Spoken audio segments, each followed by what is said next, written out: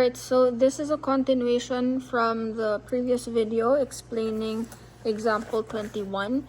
I've already explained letter A, so this is for letter B. Okay, now, after some time contemplating on this question, I think there is an error in the table provided, okay?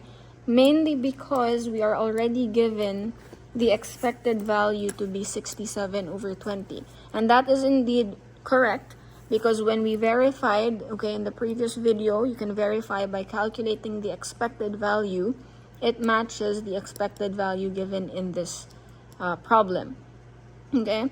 And even when we adjusted the values here so that they all have a denominator of 40, it should still give us 67 over 20. I have already verified that. Okay, it's the same thing because the fractions are equivalent anyway. Okay, or the probabilities, I should say. So if I do 1 times 11 over 40 plus 2 times 10 over 40 and continue that, okay, I will still get 67 over 20. So for letter B, I believe this should say 67 over 20, not 77. Okay? Because this is our expected value. Alright? We cannot insert additional values here like 3, 5, or so on because this is the given information. We cannot alter the values here. Okay? Besides, in letter A, or in the problem itself, we are told that these two are the only missing values. Okay? This is really what it is in terms of the values for x. So we cannot alter that. And so we are really only left to say that the expected value must be from this or the previous table. Okay? Of course, with A and B completed. So this should be 67 over 20.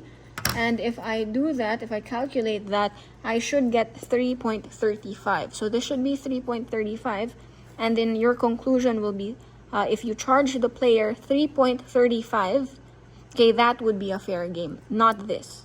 Okay, this is incorrect as of now. Okay, so 3.35, if I do 67 over 20, convert that to a decimal, I will get 3.35. And so if I charge that amount, my game will be fair. I won't be gaining profit. Okay.